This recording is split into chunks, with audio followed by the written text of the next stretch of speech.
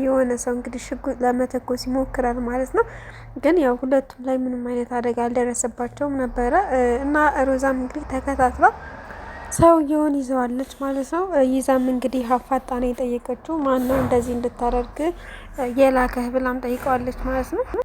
ልጁም እንግዲህ ላለመናገር ጥረት ቢያደርግም በመጨረሻ ላይ ግን ሮዛ በጣም ስታፋጥጠው ተናግሯል ማለት ነው።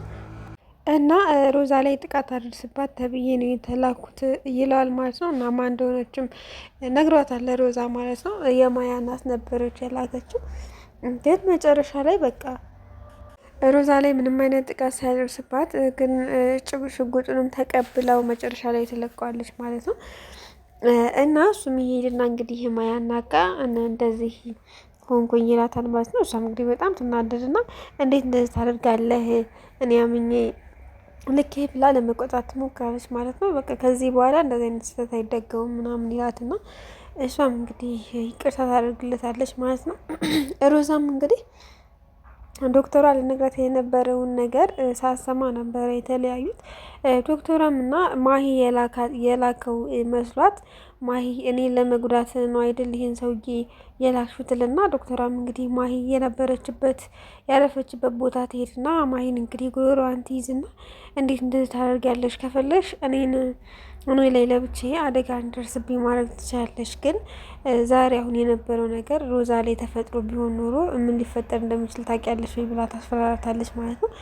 ማሂም እንግዲህ አልገባኝም ምን ተፈጥሮ ብላ ማሂ ምንም የምታውቀው ነገር ስለሌለ እሷ ምንም የላከችው ነገር ስለሌለ ነገሩ ለእሷ ግር ብሏት ነበረ። ግን ደግሞ ማሂ ምን አሰበች?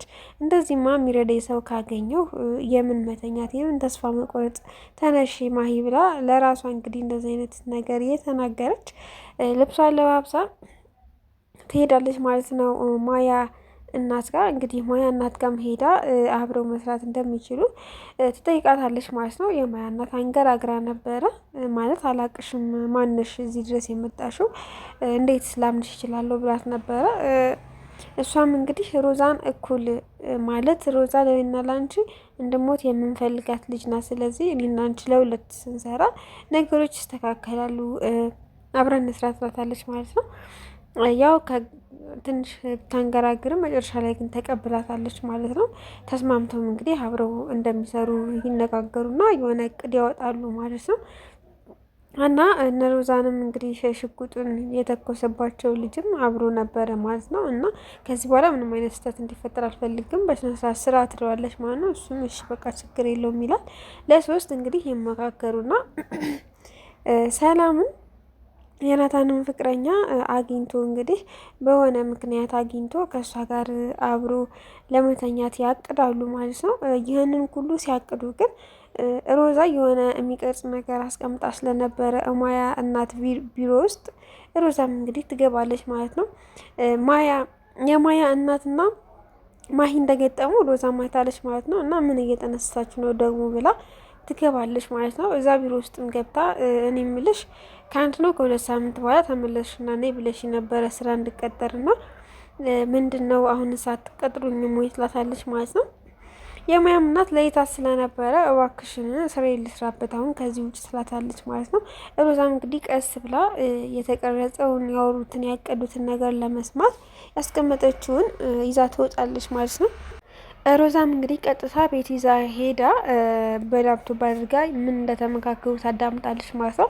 ካዳመጠችም በኋላ ሰላምን ከቤት ውስጥ ታጣታለች እና ሰላምን እነሱ እንደወሰዷት ይገባትና ወደ ውጭ እየሮጠች ትወጣለች ማለት ነው።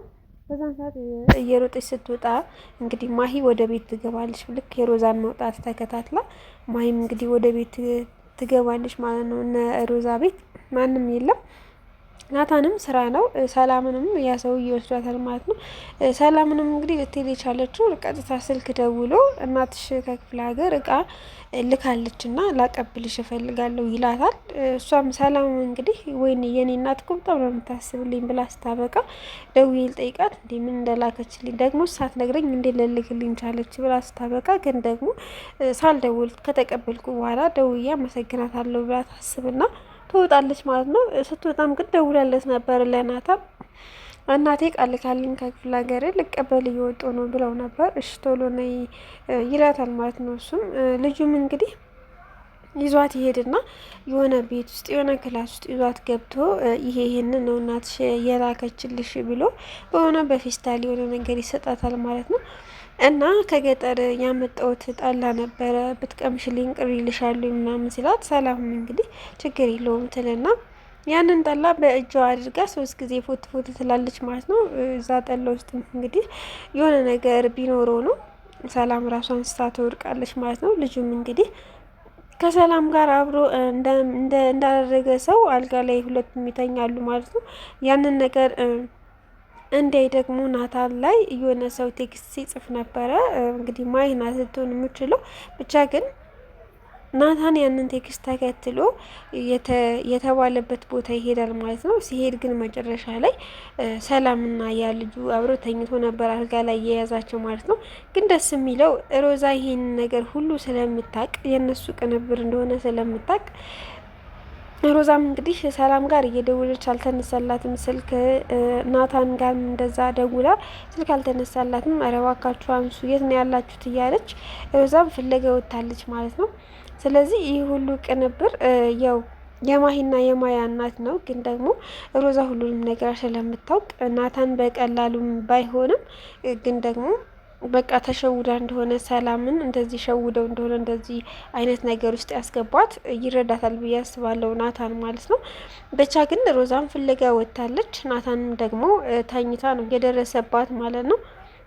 ግን ናታን እንዴት ነው ማለት አውቀ ይመስለዋል ወይንስ ደግሞ ሁሉንም ነገር ሮዛ ስታስረዳው ሊመለስ ይችላል ወይ ሰላምን ይቅርታ ሊያደርግላት ይችላል የሚለውን በቀጣይ የምናይ ይሆናል ማለት ነው። ሰላም ውድና የተከበራችሁ ቤተሰቦቼ በያላችሁ በሰላማችሁ ብዝት ይበልልኝ።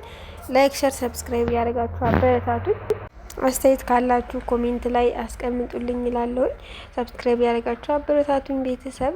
ቀጣይ የነ ሮዛ ክፍል ምን ሊሆን ይችላል? ይቺ ማሂ መቼም ማለት በየሄደችበት ሰውም ማታጣ ማብራት የሚሰራ በቃ ሰውም ያምናታል ምናምን ነገር። ለዚህ ስራ ደግሞ ማሂ ሁሉንም ስለምትቀርባቸው በቃ ድልድይ ነው የምትሆናቸው። ምክንያቱም እነኛ ሰዎች ሮዛንም ሊያጠቁ የፈለጉ ሰዎች እንደዚህ አይነት ሰው የሚረዳቸው ሰው ነበር የሚፈልጉት ማለት ነው። ማሂ እንግዲህ ናታንን እንዳታፈቅረው ወይም ደግሞ የራሷ እንዳታደርገው ሁልጊዜ ስለምትከላከላት ሮዛን እንግዲህ ማጥፋት ትፈልጋለች ማለት ነው። ምክንያቱም ሁልጊዜ የሰላም ደጋፊ ስለሆነች ለምንድን ነው ብላ ትናደድባታለች ሁሌ ማለት ነው። ግን ደግሞ ሰላምም እንግዲህ የተሸወደችው ትልቅ ነገር አለ። መጀመሪያ እናቷ ጋር ደውላ ሌላሽሊ ነገር ምንድን ነው ብላ እናቷን ጠይቃት ቢሆን እኔ እንደዚህም አትሸወድም ነበረ።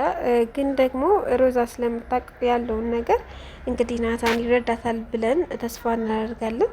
ናታን በትንሹም ቢሆን ማለት በጣም ደንግጦ ነበር። እንደዛ ሆና ሲያያት ማለት ነው። በጣም ደንግጦ ራሱን መቆጣጠር ሁላ አቅቶት ነበረ።